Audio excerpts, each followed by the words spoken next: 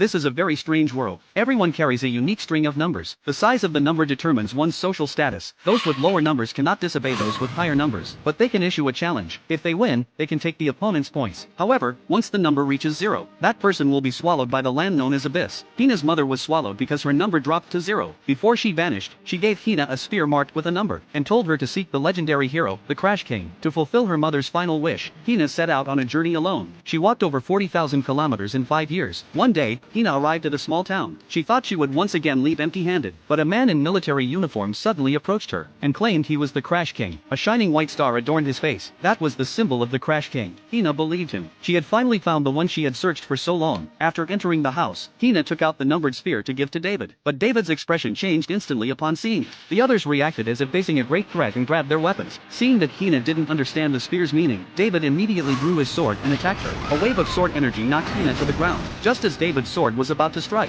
Hina had a sudden flash of insight. She invoked the rule that lower numbers cannot defy higher ones to stop David. David realized she was right, and lowered his sword. But the next moment,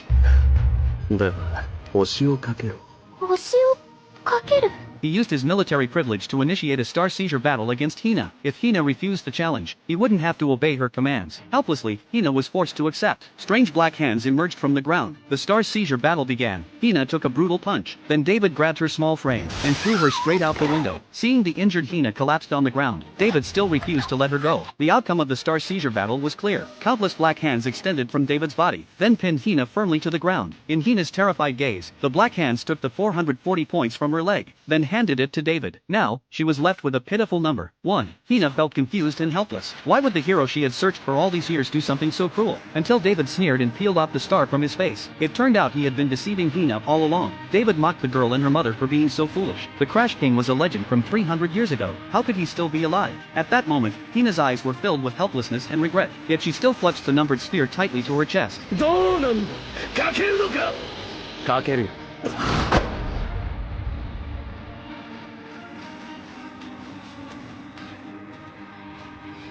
This man who suddenly appeared offered to fight the star-snatching battle for Hina. On his hand was an extremely abnormal number, -999. David burst into mocking laughter. He mercilessly ridiculed the man. Then he grabbed his weapon and launched an attack. But strangely, the man didn't dodge. Soon, everyone realized something was wrong. The man's number was clearly negative, yet he wasn't swallowed by the earth. At that moment, the doll the man carried suddenly shattered, revealing the sword hidden inside. As he gripped the long sword, his mask began to peel away under the force of the sword's energy. After that, the man drew his 5,700-point long sword. あの星は白く輝く星をつけ敵が慎しめた敵の数をその身に刻み人知を超えた力を発揮する伝説の剣